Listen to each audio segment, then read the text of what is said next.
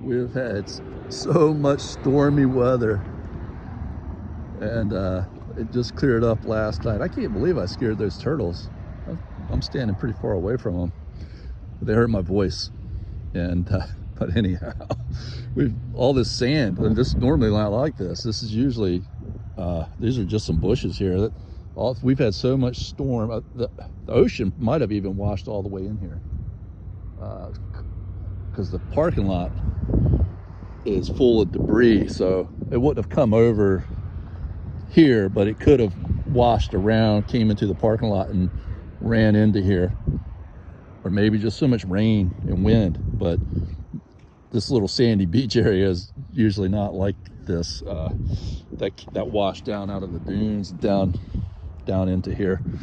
So anyhow, last night when I was walking around, all of the blue herring were out on the pier or on the boardwalk in Manio, and little turtles are out. All the animals are like, thank God we got a break from the storms. I mean, it has been one stormy start to fall, and I think we're going to get more. It's these weather patterns, they set in a certain way, and it seems like they just stay that way. So it's just the beginning of November, and we're already just getting one storm after the other, and they've had a lot of ocean overwash, and I just thought it was kind of funny to see those turtles just all sitting right there in the sun, and just thinking the animals, they want a break from the weather just like people do. But yeah, the water the water's clear in the pond too. I don't know if you can see that turtle, but we had a lot of rain. So it might just be that we've had a lot of fresh rainwater too, but I suspect there's some ocean water got in here. And you can see that it's already going down too. You can see the water line. So it was really, really full in here, and I'm sure that's the water line from the rain stopped yesterday about midday, so. And that wasn't even the top of the storm, so I imagine, yeah, it was probably just all the way full in here. This whole place must have just pretty much, I don't know if the water level would have been up quite as high as the walkway there, but I could definitely see where it could have run through there like a little creek, coming in here. It does look like it would, yeah, it kind of looks like, if I look at the bottom of that building, looks like there might be a water line there too. Can't say for sure. It's pretty high on the top of that hill where that's at, but the parking lot definitely is full of water. You can see, I mean, the debris and everything in the parking lot the water was probably at least 6 inches deep. So yeah, a little beautiful day, and just be grateful for every day. And we talk a lot about how the nervous system stores memories, our whole nervous system. So the brain, of course, we always think about that as being the main part of our nervous system, and then the spinal cord, but really our whole body is full of nerves, and our brain is just really kind of the part of the nervous system that has the ability to really process information so that we can sort of be aware of it. It's like, it's what often is known in most general sense as consciousness. But just because we don't process that information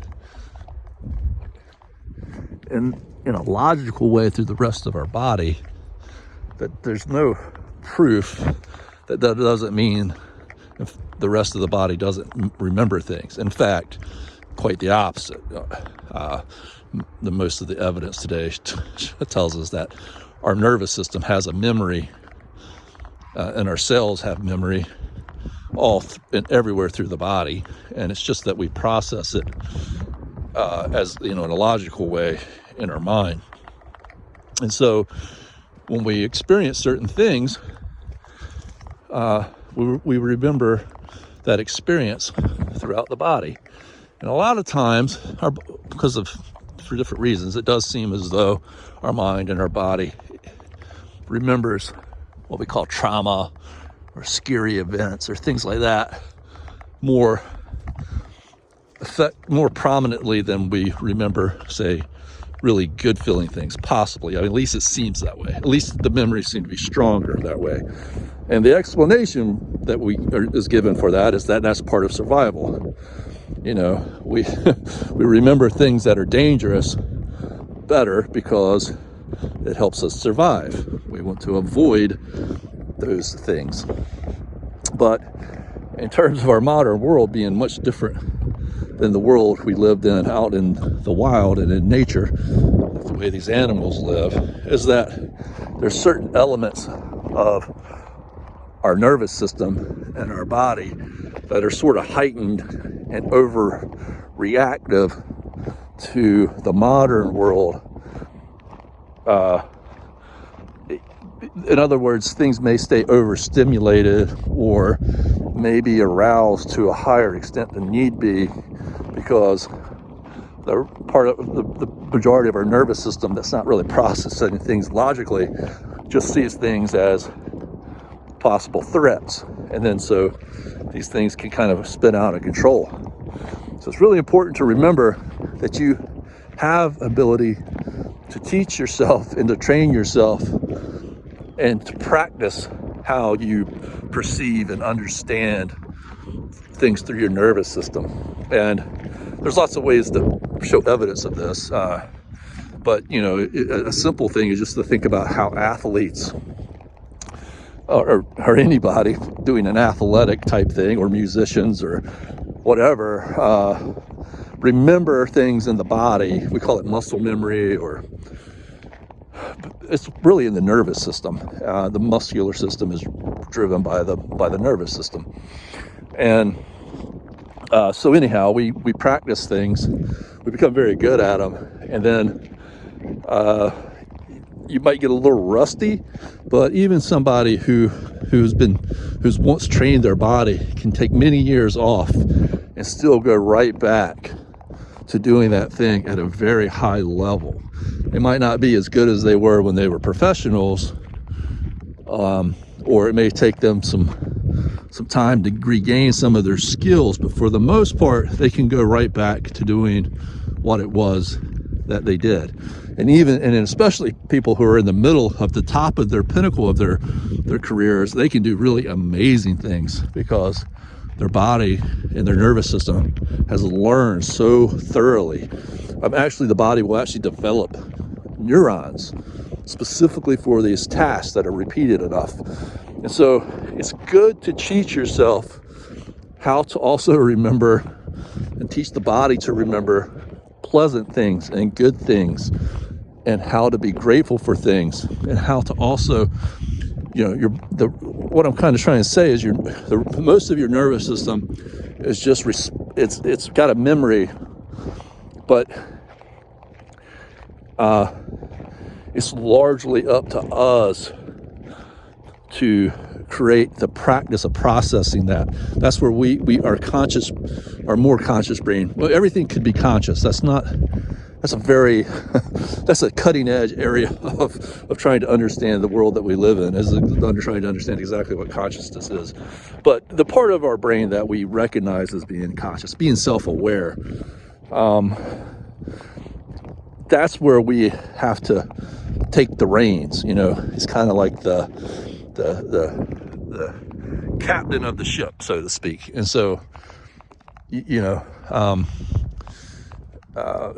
how the captain responds to circumstances has a lot to do with how well the ship makes it through rough seas. And so, and unfortunately, a lot of, if you think about society and everybody around us, sometimes we're not in a position to choose who's around us and who's not. If we have a really good crew around us, that's great, because usually that means we kind of influence each other in a positive direction. But sometimes you don't have a good crew around you, and especially in this world of media and things that feed on negativity. So you have to learn the skill of being the captain of your ship and be a captain that has a logical and positive and grateful mindset. Not one that's not aware of danger, and not one that's not scared to feel all sorts of emotions. That's not the point. The point is not to not recognize reality. We feel certain things a certain way because they're trying to tell us something, but we can't let those things run away with our situation. That's kind of the point. It's like once we face the lion is not there after we've faced the lion and protected ourselves and got out of danger. Things are supposed to calm down. Unfortunately, because of certain things about the way modern society is, sometimes it's hard to understand that the threat is gone, and also to understand that just because a situation went one way one time, that doesn't necessarily mean that it's always going to go that way, for better or for worse. So you have to kind of learn and teach yourself to take each situation one by one, and not to turn down great opportunities just because something didn't go right before, or because some situation made you feel bad. You can teach yourself, and staying healthy physically is a big part of that too, to kind of release these fears. And it helps a lot when you can understand them logically. When you can look at it from the outside, and you can step out from, look at yourself as like an outside viewer and say, hey, you're reacting to this as if there's something scary and dangerous there when there really isn't. So being out in nature is a big part of that. So enjoy in nature. So I love you.